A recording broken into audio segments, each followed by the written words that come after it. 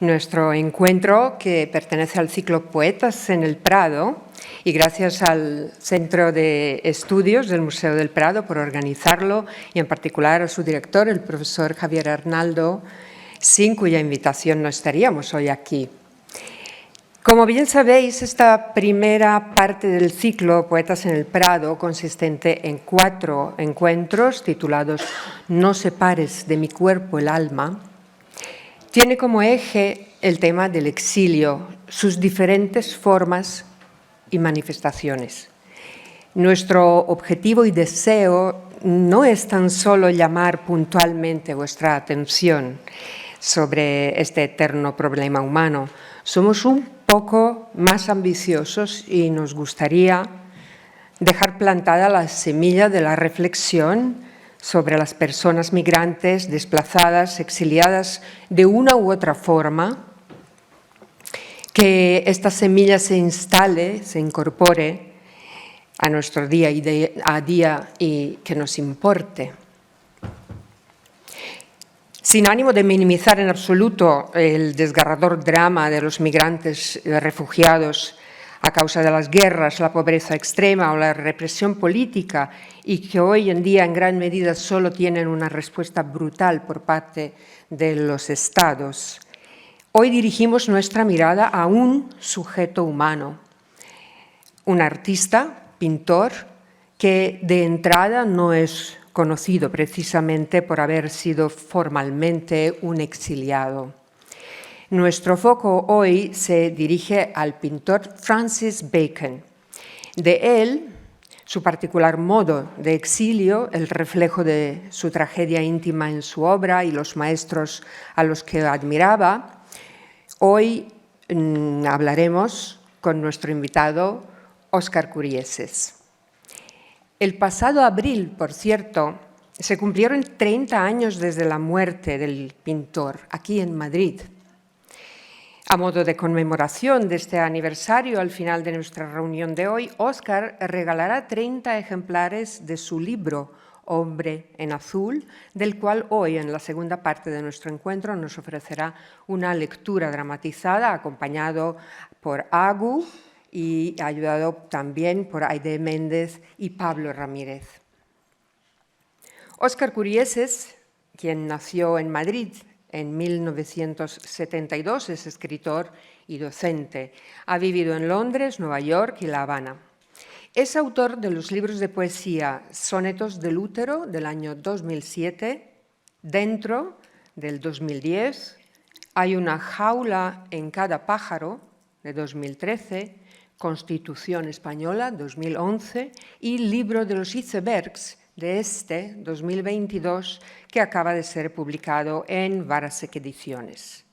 Como narrador, ha publicado Hombre en Azul en el año 2014, libro elegido por el crítico y escritor Alberto Olmos como uno de los mejores de ese año.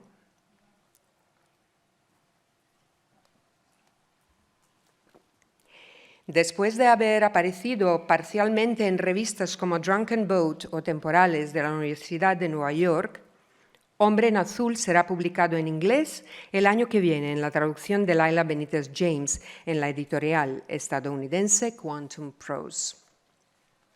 Curieses es también autor del ensayo En el cine de Auster, que recoge los textos que había publicado sobre la cinematografía de Paul Auster y una entrevista en exclusiva al autor sobre su cine.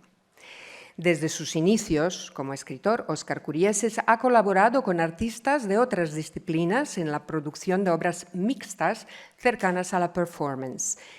Tal es el caso de Violencias, junto al director de cine David Reznak, Dentro, de la directora de danza Catherine Diver, El grito es un movimiento inacabado, con la formación de Audio Performance AMC 313. Y en la actualidad sigue trabajando en esa línea en su nuevo proyecto, La poesía, si es que existe, en colaboración con Pablo Ramírez.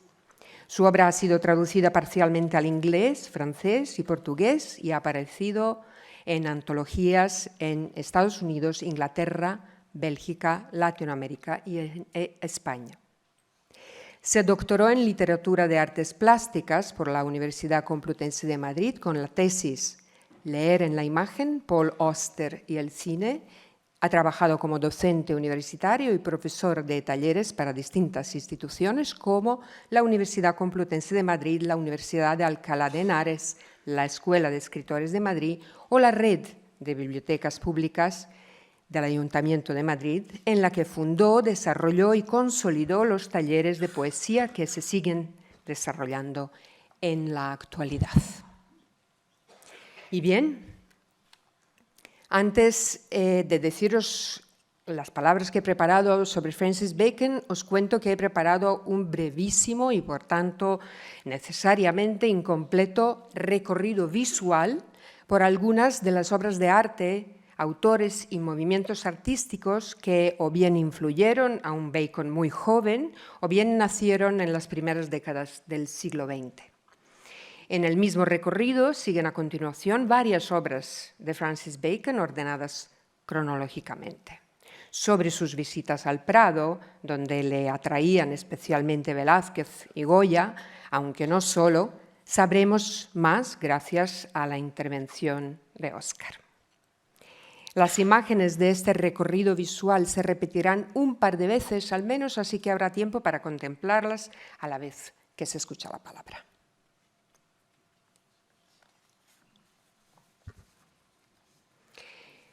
Bueno, sabemos cómo los poetas de mil maneras son capaces de aproximarnos al sentimiento del desamparo y el dolor humanos.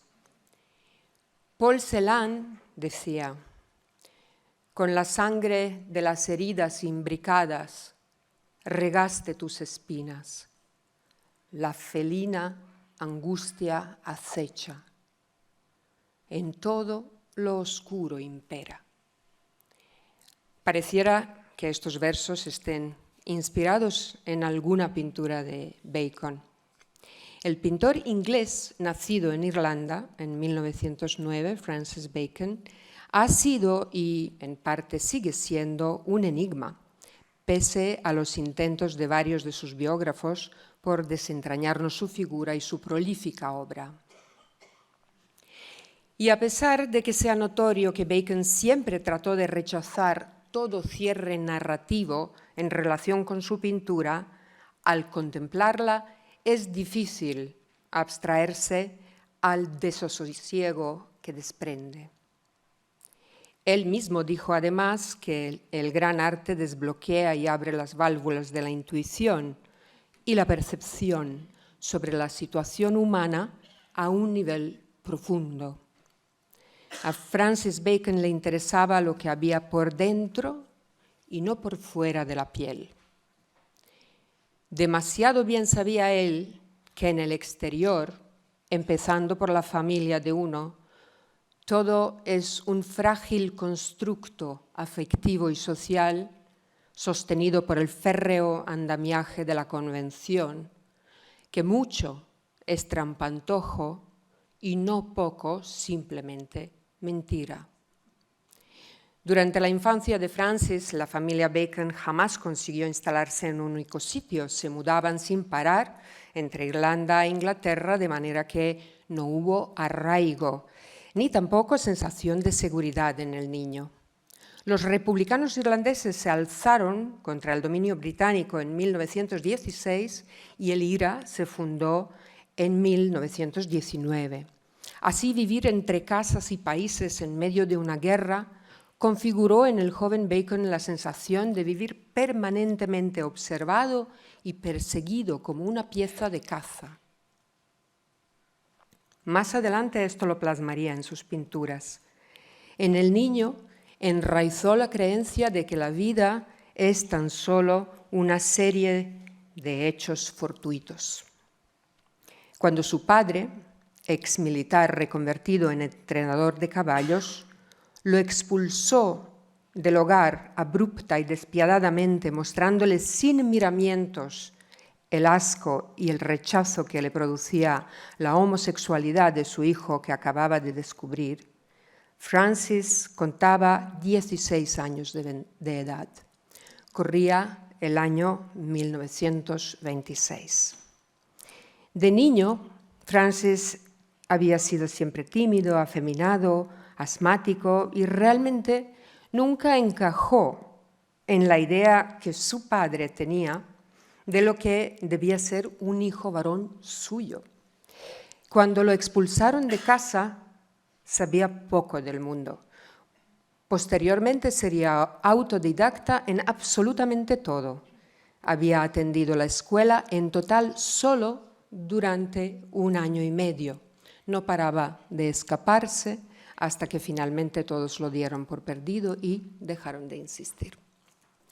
En el adolescente Bacon, la abrupta expulsión de la casa paterna produce el sentimiento de destierro, máxime si pensamos que realmente nunca tuvo un hogar estable ni una casa a la que recordar como la casa de su infancia.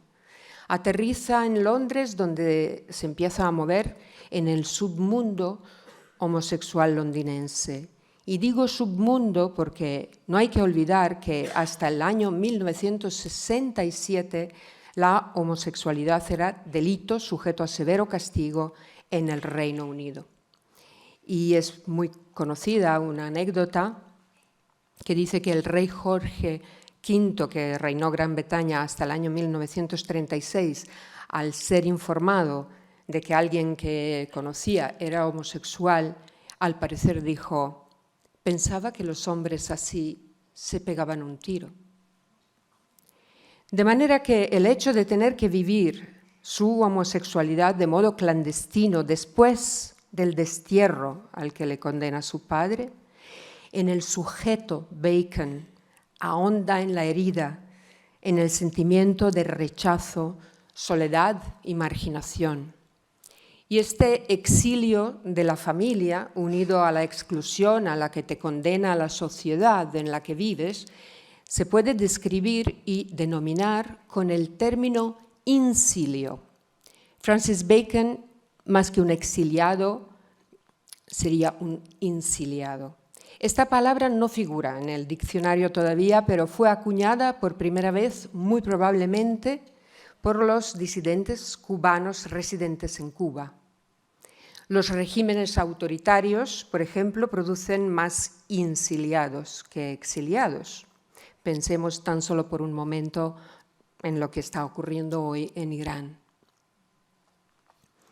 Volviendo de nuevo a la historia de nuestro pintor, en la época en la que Bacon llega a Londres, entre las 2 guerras mundiales que vio el siglo XX, en Europa, que no, en las Islas Británicas, en el plano artístico se produjo una eclosión de sublevación en todas las disciplinas nunca antes vista.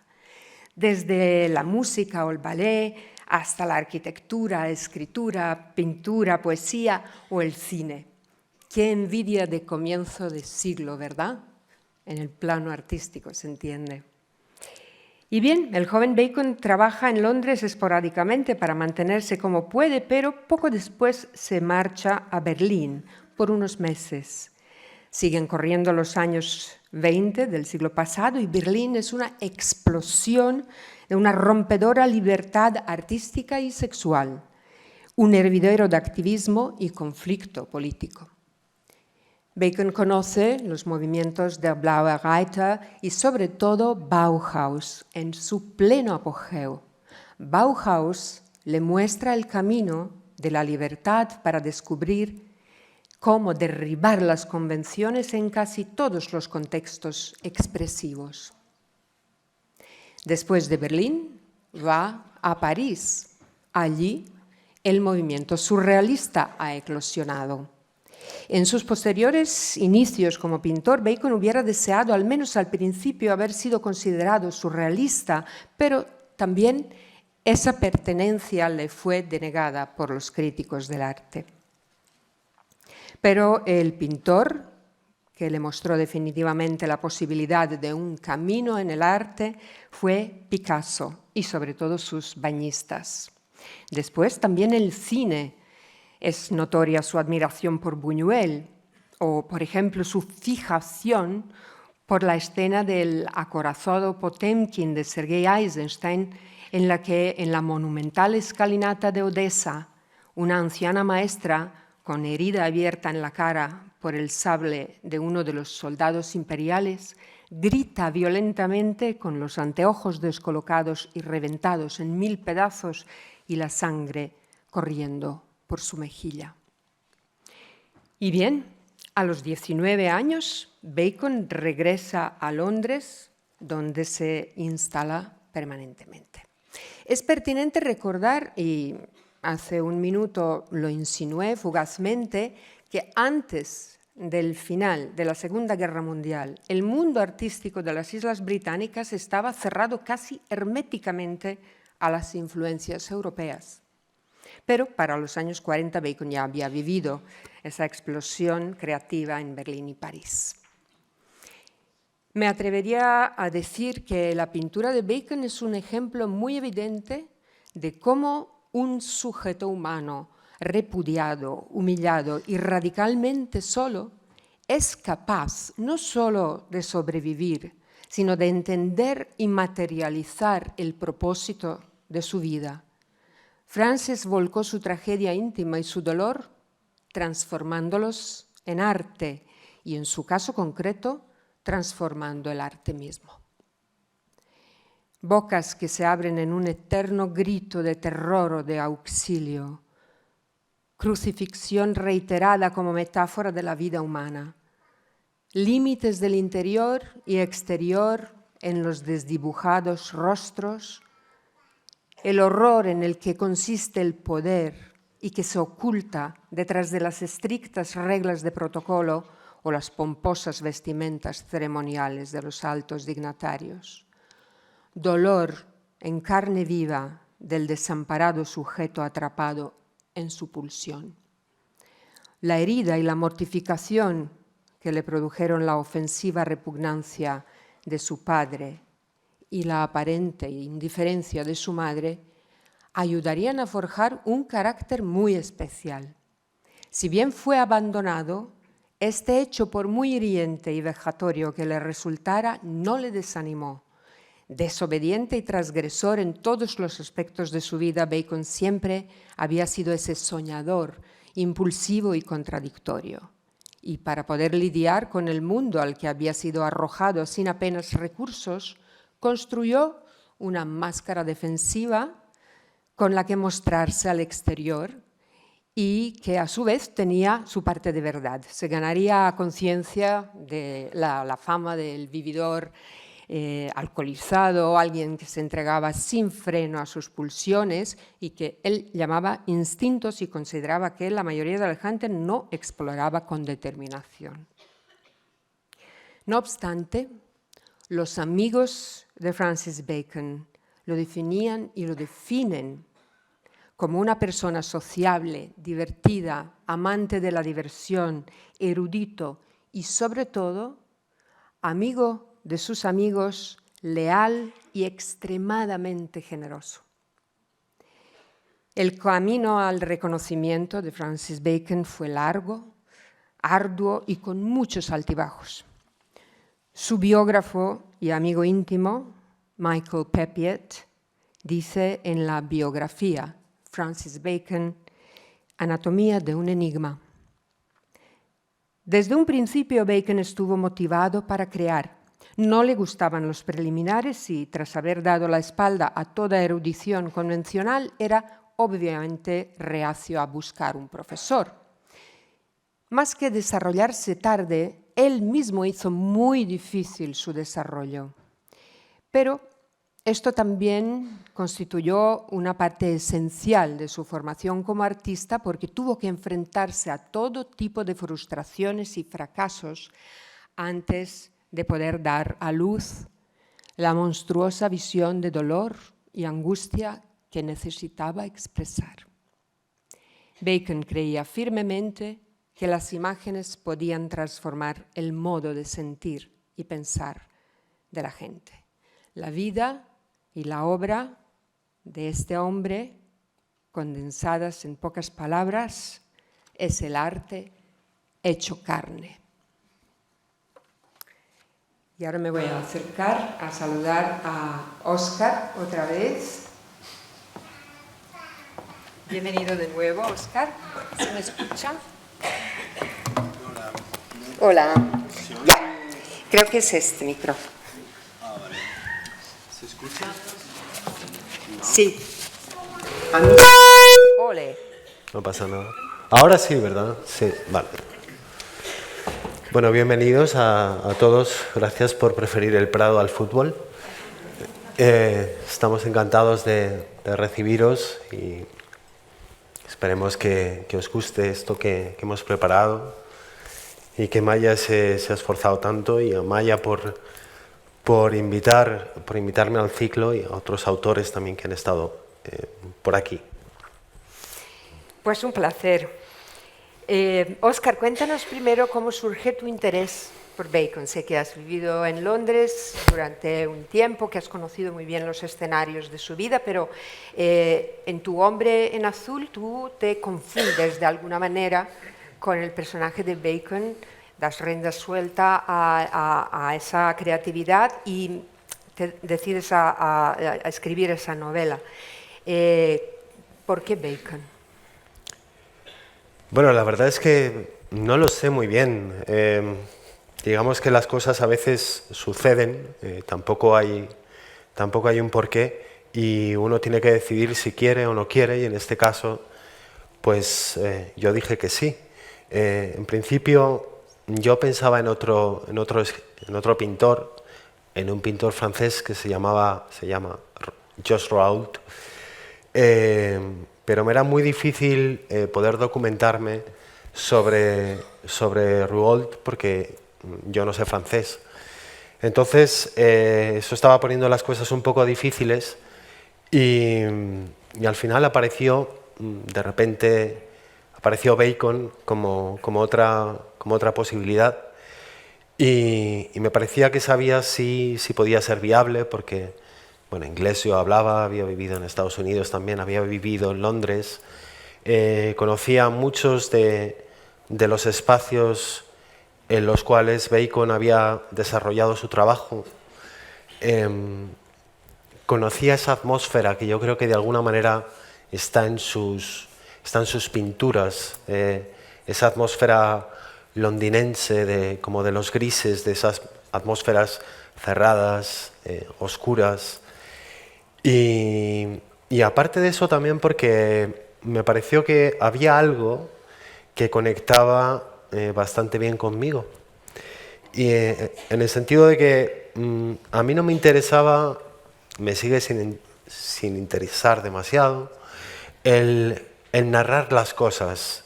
Creo que narrar las cosas, cuando alguien narra algo, quiere producir un efecto determinado con esa narración, pero hay otras maneras de producir ese determinado efecto. Y es así un poco como yo concebía la escritura, como la concibo, como concebía la poesía, incluso también como concibo las narraciones que escribo. ¿Te refieres a lo que me comentaste en una ocasión, que Bacon volcaba directamente sus pulsiones sobre el lienzo, y eso en tus primeros años, en tus primeras poesías, es algo que tú intentabas hacer con las palabras, es decir, una conexión directa, pulsión, palabra, lector? Sí, hay una parte de eso, pero sin olvidar nunca al lector, independientemente de que luego, o al espectador en este caso, independientemente de que eso luego se pueda conseguir o no, pero digamos que el plan estaba ahí. Es decir, podemos buscar otro camino para producir la misma sensación que una narración, y no necesariamente ese trayecto tiene que ser narrativo, ¿no? Y es como mucho, en cierto modo es como mucho más directo, ¿no? Y ahí sí que conecta con esto que tú estabas comentando, y desde mi punto de vista hay una vertiente de la poesía, y creo también que la música, por ejemplo, está ahí porque es un lenguaje abstracto, donde de repente, a través de una serie de elementos, en los que se excluye la narración, uno sí es capaz de producir determinada sensación o efecto en los espectadores, en los lectores, y eso es un poco lo que... Ese es otro de los motivos, aparte de haber vivido en Londres, de que su obra me fascinase. El expresionismo en general me gustaba mucho precisamente por esa rapidez, por esa, digamos, por esa pureza, ¿no?, en la comunicación. Tú, en este ciclo también estamos intentando ver cómo los artistas de una disciplina artística se relacionan con otras. Tú en eso eres uno de los artistas que más preparado está siempre para colaborar con otras disciplinas artísticas, las integras en tu trabajo a otros artistas. ¿Es una manera de nutrirse? ¿Es una manera de narrar? ¿Por qué te gusta la performance? ¿Por qué otras artes y qué te aporta? Bueno, yo creo que aparte de que todos nos podemos enriquecer los unos de los otros, independientemente de que seamos artistas o escritores o lo que seamos, hay una cosa que yo creo que en general en la educación me parece que es un error, y es el concebir, por ejemplo, la literatura o la pintura como entidades que están aisladas, ¿no?, separadas. Es decir, al mismo tiempo que Bacon está pintando, hay determinados músicos que están componiendo determinadas obras, hay determinados directores que están creando determinadas películas, a nivel social están pasando determinadas cosas que al final terminan reapareciendo también en sus cuadros. Es decir, no son departamentos estancos, ¿no? Todo está relacionado con todo y todo se nutre de todo. De hecho, en el caso de Bacon esto es algo muy reconocible. Él lo expresaba, vamos, claramente, hablaba del acorazado Potemkin, hablaba de la fotografía de Muybridge, hablaba de un montón de cosas, también hablaba de pintura, por supuesto, pero yo creo que una de las cosas que se nos olvida a veces un poco es que pensamos en un pintor y se nos olvida todo lo que hay alrededor, ¿no? Y a mí eso, de alguna manera, siempre me pareció equivocado, y en mi caso siempre he tratado también de trabajar o bien con músicos o con gente de artes plásticas o con directores si he podido, porque luego eso también tiene una serie de inconvenientes y limitaciones, por aprender y también por divertirme, por mostrar que las cosas pueden interactuar, como todos los sujetos también interactuamos entre nosotros, y concebir un poco la realidad como algo múltiple que se retroalimenta y se influye. Hoy tendremos un ejemplo de cómo Óscar integra todas las, varias disciplinas artísticas y trabaja en conjunción con otros artistas, pero el escribir es un oficio muy solitario. Me parece muy acertado y muy, digamos, seguramente muy reconfortante poder incorporar a otra gente y sus sensibilidades artísticas en tu propio trabajo. Bueno, yo planteo a Bacon como un exiliado y luego le doy la vuelta y digo, sería más un insiliado. Tú, antes de que yo te sugiriera este ángulo, este punto de vista, ¿lo habías pensado alguna vez? Porque sé que has estudiado a fondo su obra y su vida, que están íntimamente ligadas. ¿Lo habías visto alguna vez así? Hombre, hay algunas cosas que yo creo que sí son evidentes, que es una persona que abandona forzadamente su casa, que se marcha, pues, a otros países y que está viviendo en lugares que no son exactamente su país, ¿no? Bueno, entonces, con muy pocos medios y sin conocer los idiomas.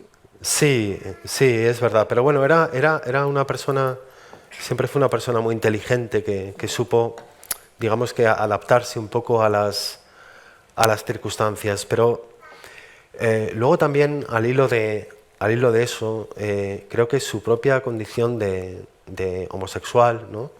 De alguna manera también le hacía como sentirse un poco fuera del mundo o al menos en otra zona, ¿no?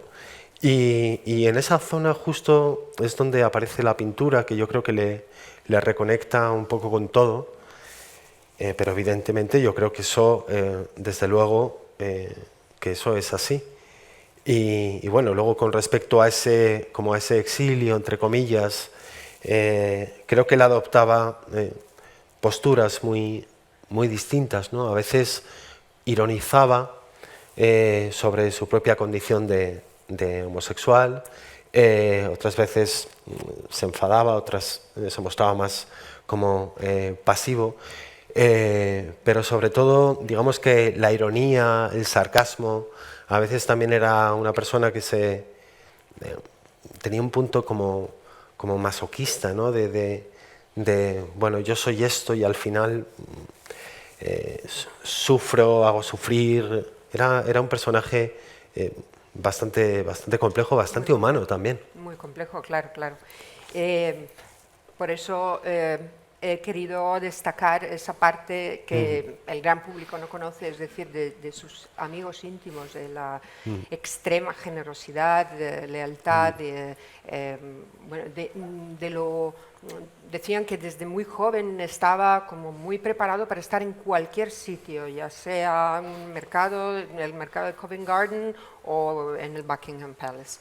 Es decir, tenía un saber estar, una fortaleza interior que es sorprendente cómo surge y cómo le mantiene y cómo hace de su vida lo que al final hizo con todo el sufrimiento que ya sabemos, pero es capaz de convertirse en alguien que transforma el arte del siglo XX. Es impresionante. Yo he tenido ahora el placer y la oportunidad de poderlo conocer más gracias a nuestro tema y francamente se quedará conmigo para siempre, Francis Bacon. La relación de Bacon con el Prado, que a lo mejor la gente no conoce el detalle que pasó sus últimos días aquí, pero también había expuesto en España anteriormente y siempre que podía venir al Prado. ¿Cómo era? Bueno, la relación de Bacon con el Prado yo creo que es un poco la relación también de Bacon con la tradición de la pintura europea, sobre todo. Y es esa admiración por los grandes maestros, que muchos de ellos están en el Prado, tenemos esa suerte, y que en el fondo en su momento le ocasiona muchos problemas, porque Bacon es una figura marginal en su momento en cuanto a que es alguien que está haciendo figuración, y eso no es lo que se hacía en ese momento. Le pasó lo mismo, por ejemplo, a Hopper, ¿no? Entonces, bueno, digamos que él, de alguna manera, todo lo que es la tradición pictórica, figurativa, de los grandes maestros, le interesa mucho Velázquez, le interesa mucho Rembrandt, le interesa mucho Goya, le interesa mucho Rivera, que esto es algo que quizás se sabe menos. Pero, de hecho, en un momento dado en la vida de Bacon, Rivera fue más importante que Velázquez, mucho más. Y bueno, y luego todos los italianos también, ¿no? Entonces, digamos que esa posición con respecto a lo más tradicional fue muy fuerte, pero al mismo tiempo marcó una seña de identidad en su producción y justificó también el hecho de que él estuviese haciendo figuración, aunque fuese una figuración que podía estar cercana quizá al surrealismo o al cubismo o al expresionismo. Y él siempre eso lo defendió de una manera muy consciente, fue casi como un grito, ¿m? Fue casi como una postura de yo soy eso y los grandes maestros son los que son y Picasso, que era casi el único que salvaba, ¿no? Pero los demás no, realmente no le interesaban, o decía que no le interesaban mucho, porque luego cuando nos fijamos en sus cuadros, por ejemplo, si eliminamos las figuras a nivel de composición y de color, si sacamos esas figuras de ahí, podemos ver muchos cuadros casi como si fuesen cuadros de abstracción y de las escuelas que había en Estados Unidos. Él eso no lo dice, pero todo el tema de la geometría, que está muy presente en su pintura, vamos, es algo clarísimo, ¿no? Entonces yo creo que fue un hombre muy inteligente en el sentido de que, digamos que cruzó el mundo de la abstracción de una manera un tanto disimulada a nivel escénico, con los escenarios y la construcción de los espacios, con esos seres humanos que colocaba allí dentro, ¿no? Y eso, por ejemplo, a mí siempre me fascinó mucho, en el sentido de que, por ejemplo, con la poesía, también, de alguna manera, lo tradicional ha sido muy criticado, a veces por buenos motivos, pero a veces no tanto, ¿no? Por ejemplo, uno de los libros que yo escribí hace muchos años, que se llamaba Sonetos del Útero, es un libro de sonetos, y yo el soneto pues es una estructura que admiraba, pero que también pensaba como que había que modificar, que había que intervenir, que había que reconstruir, que había a lo mejor que deformar. Entonces ahí también está un poco esa conexión de admirar la tradición y quererla, y amarla y estudiarla y partir de ahí, pero no para repetirla, sino para hacer otra cosa diferente, ¿no? Sí. Bueno, esto es también lo que hiciste en tu Hombre en Azul, es decir, es un formato que tú, un formato híbrido, por así decirlo, ¿no? Diario, sueño, apuntes. Cuéntanos un poco el proceso creativo y qué es lo que vamos a escuchar hoy cuando terminemos tú y yo en nuestra charla. Bueno, el libro, la verdad, para mí fue un libro muy bonito de escribir, aunque es un libro descarnado, especialmente lo que se va a escuchar aquí, que es la parte del sueño que aparece al final del libro. El libro está concebido como un tríptico, son 3 diarios, bueno, es un diario en 3 partes de los últimos años de la vida de Francis Bacon, que se hubiesen encontrado, donde de alguna manera él va plasmando lo que piensa sobre la pintura, sobre todo, lo que piensa sobre su obra, lo que piensa sobre su contexto también, pero no entra en algo que, por ejemplo, ya había sido como mucho más trabajado, que es su biografía, sus amistades, sus relaciones personales, etc. A mí eso no me interesaba mucho. Sí me interesaba, por ejemplo, trabajar en forma de tríptico, que es como Francis Bacon trabajaba, y además de eso quise añadir al libro un sueño, ¿no? Un sueño que Bacon anotaba sus sueños y a veces soñaba con cuadros, soñaba con salas que estaban llenas de cuadros. Y Bacon, bueno, esto antes Maya lo comentó, Bacon visitaba mucho el Prado. Entonces yo de repente imaginé que Bacon podía haber soñado con el Prado, con estar solo en el Museo del Prado, como estuvo en algún momento, recorriendo las salas y viendo algunos de los cuadros pues, que más le gustaban, ¿no? Porque hay constancia de que en algunos momentos Bacon decía que había soñado con una gran sala en la que estaban de repente todas sus obras, Entonces no tenía sentido repetir eso. Yo dije, ¿y por qué no soñar las obras que están en el Prado, que a él le gustan, ¿no?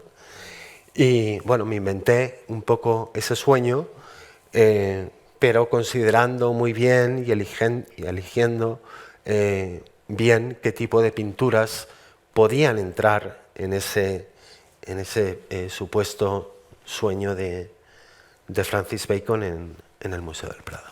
Bueno, pues si estáis preparados, yo os dejo. Yo no estoy preparado, pero lo voy a intentar. Adelante.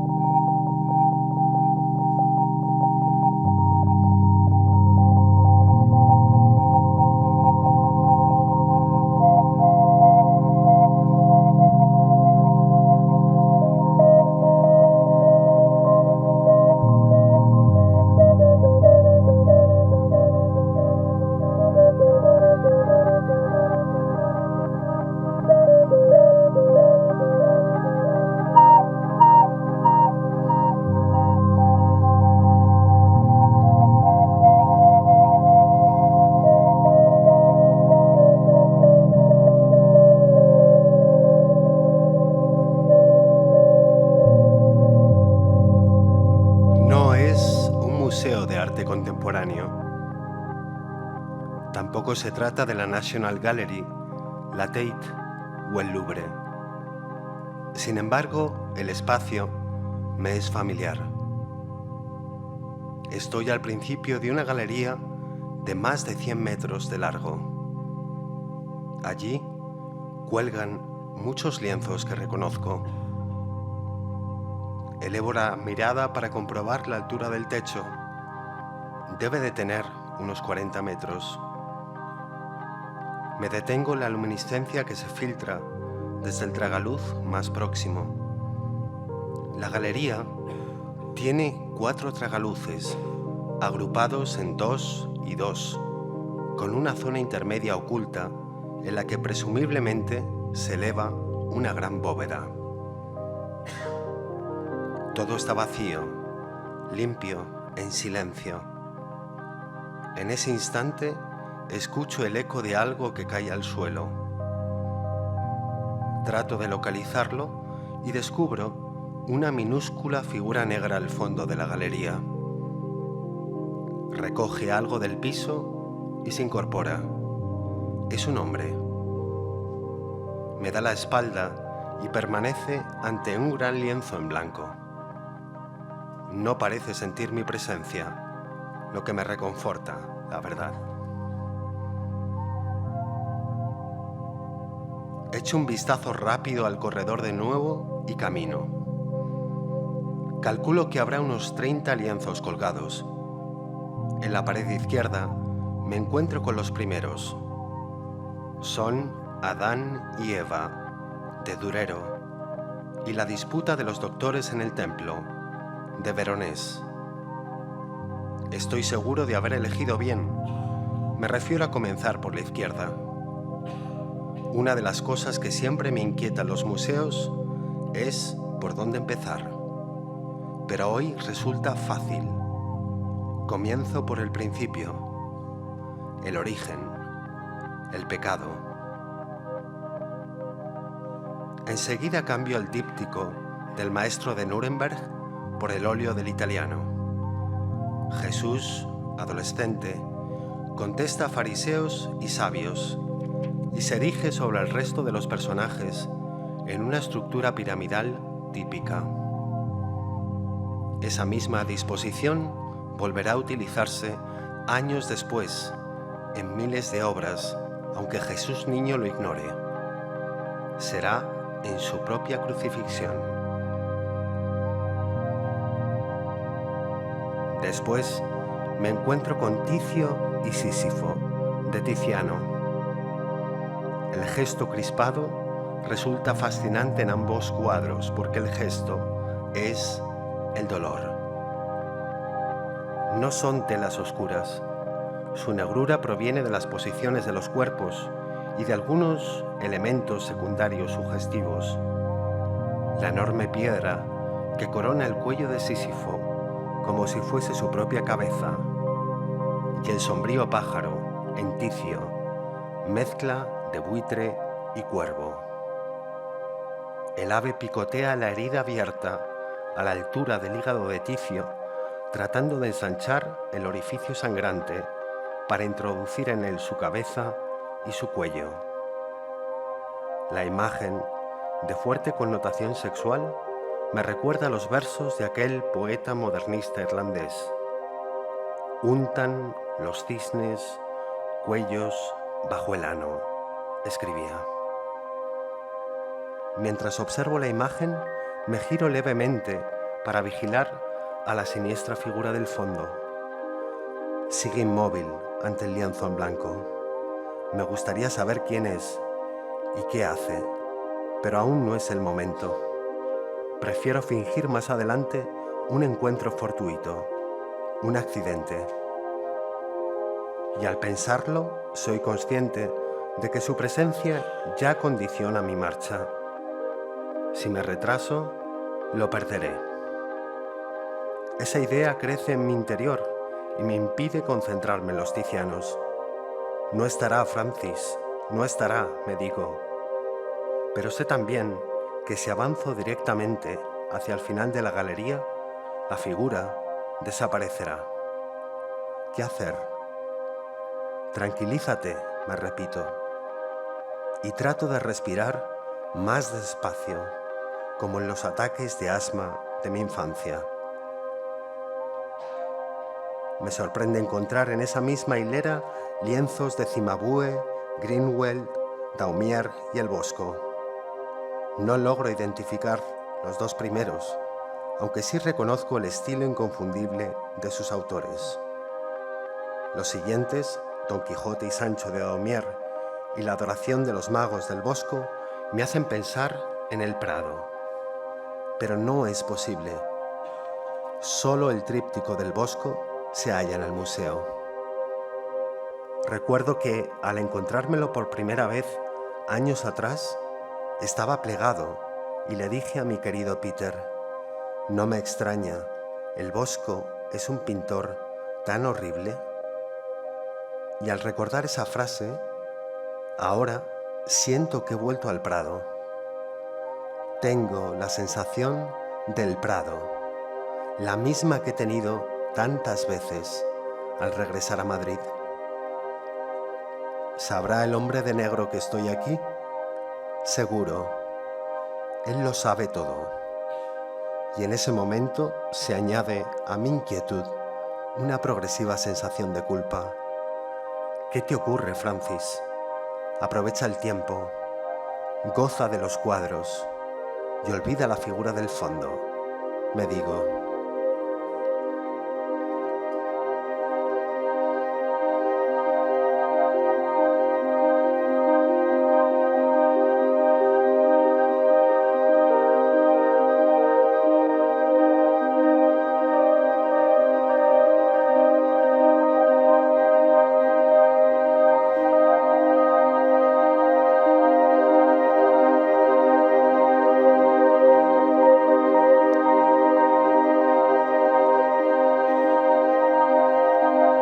Retrocedo hacia la segunda hilera de cuadros en el muro opuesto.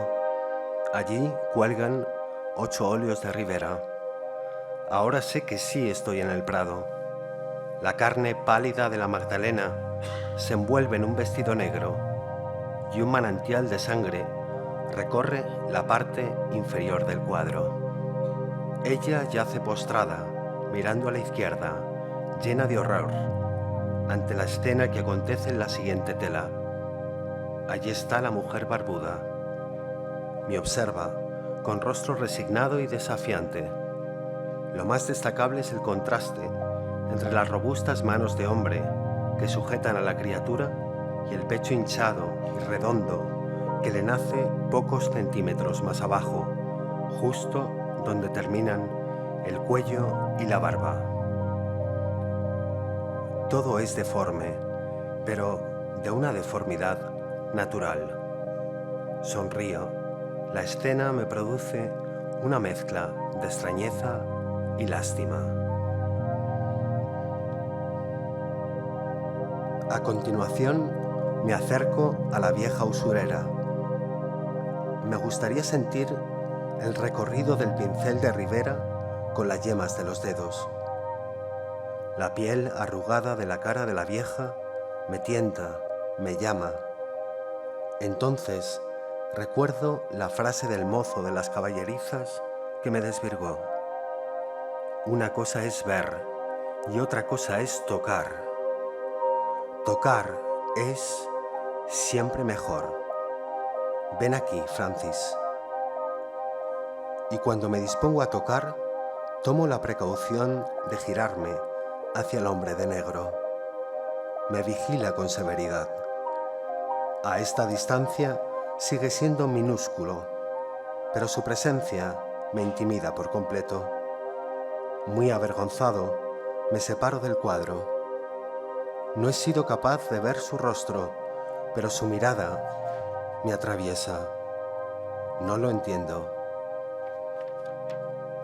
Tras este incidente, empiezo a sentir repugnancia hacia la imagen de la vieja. Intento aparentar normalidad, como si nada hubiera ocurrido, pero no es cierto. ¿Seré yo también una vieja usurera para mi vigilante? ¿Una vieja maricona que manosea imágenes a hurtadillas? ¿Por qué pensé en tocar? ¿Por qué? Para calmar los ánimos del hombre de negro, trato de mantener el ritmo de mi recorrido. Cambio de un lienzo a otro sin acercarme demasiado. Ahora estoy ante la Trinidad, otro Rivera. Y sin embargo, la palidez del cuerpo muerto de Cristo me trae a la memoria la imagen de la vieja. El reguero de sangre del costado del Hijo de Dios me marea y me confunde. Me separo del cuadro y me recobro enseguida ante los cuerpos de Ticio e Ixión. Son dos óleos de gran formato que observo como si formasen un díptico. Me desplazo un poco hacia atrás para verlos mejor. El punto de vista que emplea Rivera para retratar la torsión de los cuerpos y la utilización del claroscuro son los de un genio. En Ticio, la oscuridad del fondo se enciende únicamente para iluminar el ojo y el pico del pájaro que martiriza a su protagonista. Un larguísimo hilo de carne cuelga como un cable sangriento en la noche. Tiene la misma textura que una hilacha de semen encarnado. Luego, en Ixión, me cautiva el brutal paralelismo sugerido entre los dos medios rostros de los personajes. ¿Quiere Rivera que construyamos un nuevo rostro, un tercero, recortando los perfiles iluminados de ambos, reuniéndolos en uno solo, como tantas veces he hecho yo en mis retratos y autorretratos? No lo sé, pero me embriago con la imagen y deseo permanecer en la sala para ver el resto de los cuadros, pase lo que pase. Con hombre de negro o sin él, con vigilante o sin él, lo veré todo, absolutamente todo. Para completar mi festín, me abandono al detalle de la cabeza del dios Baco y a la media figura de mujer. El trabajo con el color, la línea y el contorno son majestuosos. Vuelvo a sentir, al observarlos ahora, el mismo gozo que cuando empecé a pintar. Rivera es grande, muy grande, y esa sensación me hace pensar en las palabras de mi venerado Yeats. El vino entra en la boca y el amor entra en los ojos. Eso es todo lo que en verdad conocemos antes de envejecer y morir.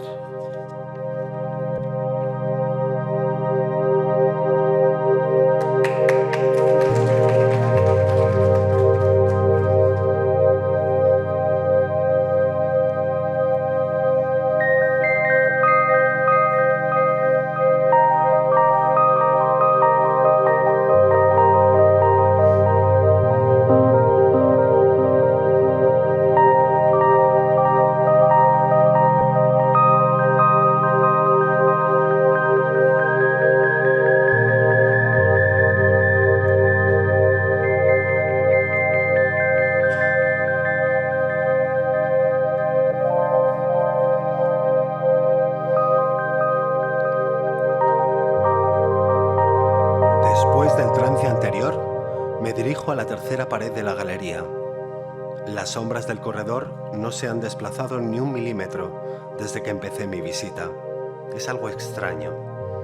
Probablemente los tragaluces y el lucernario producen ese efecto, quién sabe. Pero enseguida identifico la verdadera causa de mi preocupación. El hombre de negro y su lienzo en blanco han desaparecido. Basta ya, Francis, olvídalo. Deja de pensar en él. Lo único que importa son los cuadros, me digo. Pero me apremia el deseo de asomarme al hueco oscuro y profundo de la galería, ubicado a la derecha, por el que quizá haya desaparecido mi vigilante.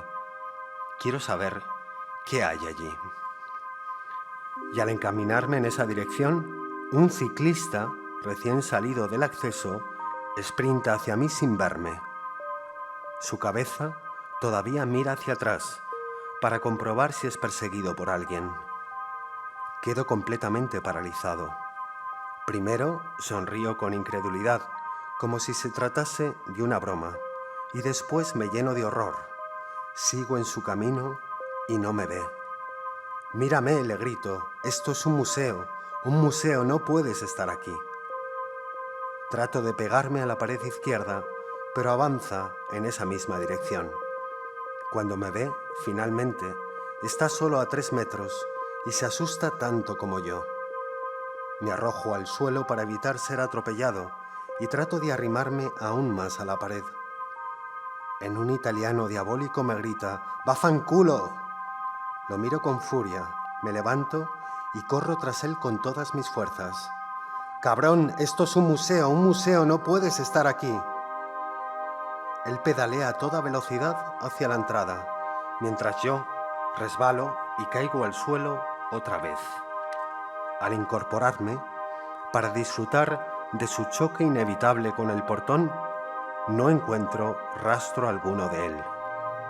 El acceso sigue cerrado y el ciclista ha desaparecido. Lleno de espanto, me incorporo y saco el pañuelo del bolsillo para secarme el sudor. Luego me giro. Me tranquiliza ver que el hombre de negro y su lienzo en blanco están de nuevo en su ubicación. Como si nada hubiera sucedido, continúo con mi visita porque me esperan 2 de mis Rubens predilectos. Son Aquiles descubierto por Ulises y Saturno devorando a su hijo. Gozo ante el travestismo delatado de Aquiles y el color del vestido a juego con sus labios y sus pómulos. Paso después a la versión saturnal de Rubens. A diferencia del óleo de Goya, el espectador sí es partícipe aquí de lo que sucede. Todo es brutal, pero somos incapaces de retirar la mirada. En la pintura de Goya, solo recibimos repulsión. No nos identificamos con la víctima o el verdugo. La grandeza de la versión de Rubens se encuentra en la omisión de la boca de Saturno, una boca ausente, pero que desgarra de manera precisa, sanguinolenta y con paciencia, la carne de un pequeño, aún vivo, con lágrimas en los ojos. Rubens establece un ritmo del dolor perfecto a través de la recurrencia de elementos circulares: cabeza, ojos, barbilla y boca. En Goya la criatura ya está muerta, es únicamente carne, pero en Rubens está siendo devorada, viva ante nosotros. Su precisión pictórica es sublime, me deleito con ella. No logro reconocer el siguiente óleo. Es un furioso bodegón en el que aparece la cabeza de un cordero desollado. A medida que lo contemplo, muy poco a poco, me siento doblemente ebrio. Se trata de la forma y del cromatismo de la imagen, pero también de la lógica de la disposición de los lienzos en esta pared. A la derecha de este cordero cuelgan dos Cristos de Zurbarán. El cordero real del bodegón, que no reconozco, anticipa al cordero místico de las dos piezas posteriores. Y vuelvo al ojo de la cabeza desollada del animal. Se clava en los míos. Me observa. Es algo semejante al gozo experimentado en el Ticio de Rivera. Abre la misma válvula de la sensación. Es perfecto. Me pregunto si me ve. ¿Qué pensará ese ojo de cordero de esta vieja maricona aclamada como pintor en toda Europa? Estoy seguro de que me sonríe. Me sonríe. Y pienso entonces en mi vigilante. ¿Quién de los dos será el ojo del cordero desollado? ¿Él o yo? Miro hacia el fondo de la sala y compruebo que sigue ante su cuadro en blanco. Pero ya no me importa. Me pregunto si yo mismo lo proyecto al pensar en él.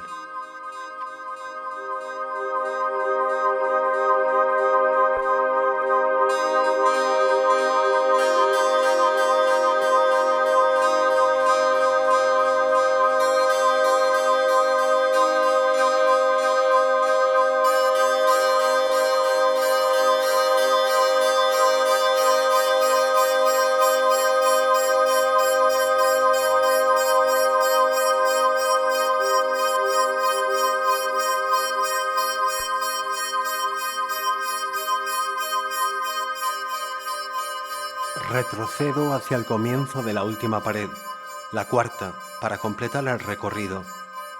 Pero la curiosidad me obliga a detenerme a mitad de camino.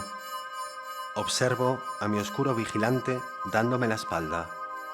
Es alto, recio, espigado. Su pelo es canoso, abundante y fuerte, sin raya. Una levita negra le cae hasta los pies. Ya no me asusta, al contrario. He recuperado el interés que sentía al principio. Se parece a Lucien Freud, pero sé que no es él. Lo hubiera reconocido al instante. Se gira con sigilo hacia mí. Sabe que le estoy mirando. Entonces, retomo el paso hacia la última hilera de cuadros. Admiro el conjunto, formado por 8 lienzos de Rembrandt y Velázquez, y aprovecho, de paso, para echar un vistazo al hombre de negro. Quieto ante su lienzo, aprieta algo pequeño, fino y brillante en su mano derecha. Al sentir mi mirada, se gira de nuevo con levedad. Yo me refugio entonces, como tantas otras veces a lo largo de mi vida, en el último autorretrato de Rembrandt. Me traslada a otra dimensión. Es la elegía de un muerto. Su milagro reside en la conciencia. Rembrandt se autorretrata muriendo. Su mirada deshace la imagen y se deshace en la imagen. Solo por esta experiencia vale la pena haber llegado hasta aquí. Me embriago ante ese óleo hasta perder la noción del tiempo y me olvido del resto del conjunto. Después, camino directamente hasta el retrato de Góngora. Ya no me importa el color o el contorno, porque lo más fascinante es que Velázquez pinta la masa de aire invisible comprendida entre sus propios ojos y el rostro del poeta. Toda la figura queda condicionada por la transparencia de esa luz y de ese aire. Estoy seguro de que en las otras dos versiones del retrato sucede lo mismo. Decido terminar la visita obviando la sibila de Velázquez y me encamino hacia la enigmática figura del fondo. Pero de repente descubro que la sibila ha sido sustituida por El origen del mundo, de Courbet. Cierro los ojos y vuelvo a abrirlos, intentando recuperar la imagen de la sibila. No lo consigo. Me acerco al óleo y compruebo que, a diferencia del resto del conjunto, el retrato sí lleva una plaquita metálica en la que se atribuye su autoría a Velázquez en 1597. Busco su firma en la tela, sabiendo que se trata de un error.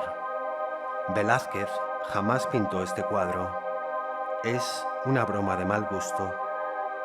Y mi inquietud se extrema al encontrar la firma del maestro sevillano en el lienzo. Avanzo hacia mi oscuro vigilante. Este sigue atónito en su blanco, y sin siquiera girarse, y advirtiendo mi presencia, dice: «No es una falsificación, es el origen del mundo». Me detengo. Luego me encamino hacia él más rápido y le grito: «¿Qué sabes tú del origen del mundo, pintor de mierda? ¿Acaso sabes quién es Courbet? ¿Te suena Johanna Heffernan y André Masson?» Sin afectarle en modo alguno mi retahíla, se ha girado y me observa. Escruta todo mi ser.